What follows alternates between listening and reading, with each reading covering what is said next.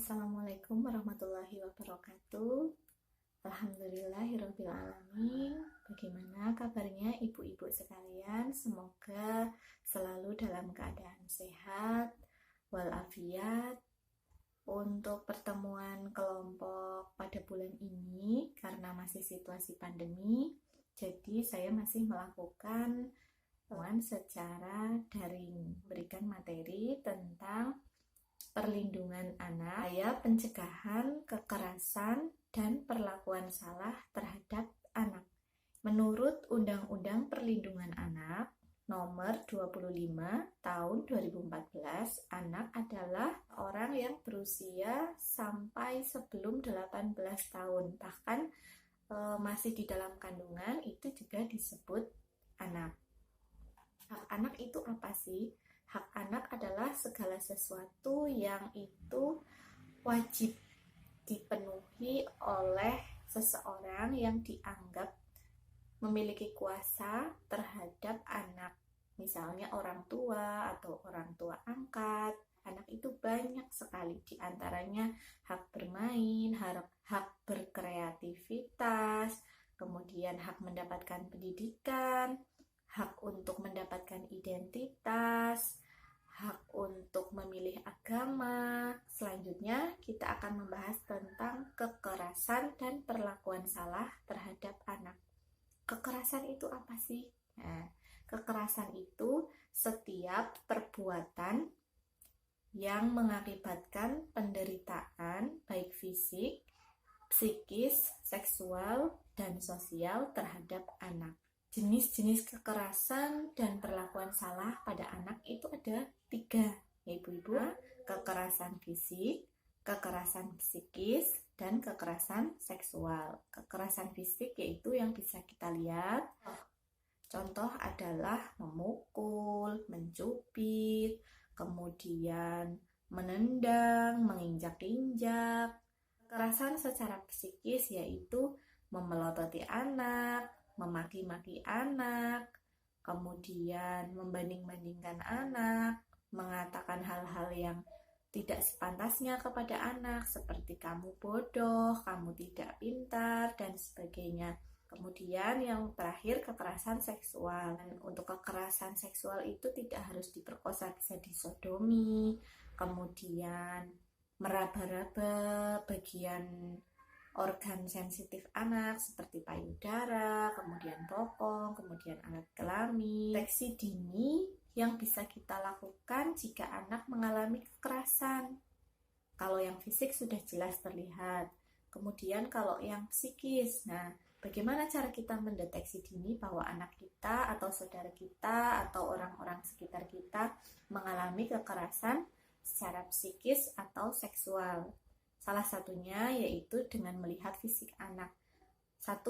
Anak akan mengalami kecemasan, tidak nyenyak saat dia tidur, menarik diri dari lingkungan, anak menjadi depresi, tidak percaya diri. Perubahan fisik pada anak, entah itu cara dia berjalan, entah itu kita menemukan bercak darah pada celana dalam anak, atau anak mengalami perubahan pada tubuhnya, misalnya dadanya membesar karena kasus pemerkosaan. Bisa dilakukan kita sebagai orang tua atau sebagai saudara atau sebagai masyarakat untuk mencegah terjadinya kekerasan pada anak.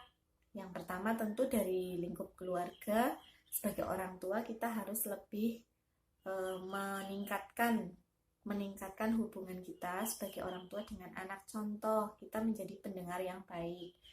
Ketika orang tua sibuk, luangkanlah waktu 1 jam atau setengah jam yang benar-benar waktu itu untuk momen bersama anak, mendengarkan apa yang terjadi pada anak satu hari itu. Misalnya sehari ini anaknya ngapain, kegiatannya apa saja, bermain dengan siapa, kemudian apakah ada hal-hal yang menyenangkan, apakah ada hal-hal yang tidak mengenakan. Kita sebagai orang tua harus mau menjadi pendengar yang baik. Itu 1, bekalilah anak-anak kita dengan pondasi agama yang kuat, memberikan pengertian apa saja yang boleh dilakukan, apa saja yang tidak boleh dilakukan, mengajarkan pada anak-anak kita tentang area-area atau bagian tubuh yang sensitif, di mana bagian itu tidak boleh dipegang siapapun kecuali ibunya. Misal, dada, kemudian organ intim, kemudian pantat. Kita tidak boleh menganggap bahwa ini hal tabu. Justru kita harus mengajarkan kepada anak kita sejak dini bahwa bagian-bagian ini adalah bagian-bagian yang sangat berharga dan sensitif. Jadi tidak boleh ada orang lain yang boleh memegang kecuali ibunya sendiri. Mengajarkan kepada anak untuk berani mengatakan tidak ketika ada orang yang mau memegang daerah sensitifnya. Atau ajarkan anak untuk berteriak atau lari ketika ada orang yang akan istilahnya nakal gitu ya, megang-megang atau meraba-raba. Atau ajarkan juga pada anak ketika ada orang yang berbuat sedemikian, maka anak harus melapor kepada ayah atau ibu atau orang yang pada saat itu berada di dekat si anak. Seperti itu. Berikan tontonan yang sesuai pada usia anak. Kemudian jauhkan hal-hal yang berbau pornografi dari anak. Ketika anak sudah mulai beranjak remaja atau dewasa, berusahalah kita sebagai orang tua untuk memfilter tontonan-tontonan atau apa saja yang anak kita pelajari. Jangan dilepas begitu saja, tapi sesekali kita kontrol tanpa mengurangi rasa nyaman anak. Nah, bagaimana kalau sudah terjadi kekerasan? Nah, apa yang harus kita lakukan? 1, kita sebagai orang tua jangan panik.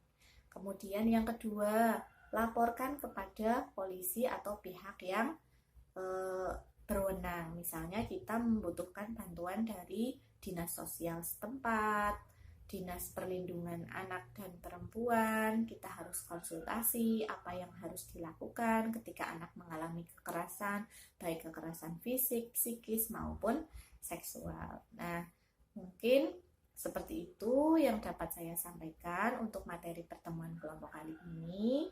Sekali lagi, mendidik dan menjaga anak ini kan tanggung jawab kita semua, karena negara yang maju berawal dari generasi muda yang berkualitas. Saya cukupkan untuk materi pertemuan kelompok kali ini. Jika ada salah kata, saya mohon maaf. Jangan lupa protokol kesehatannya, mencuci tangan, menjaga jarak, pakai masker, dan jangan lupa vaksin yang belum divaksin. Saya akhiri, wabillahi taufiq wal hidayah. Wassalamualaikum warahmatullahi wabarakatuh.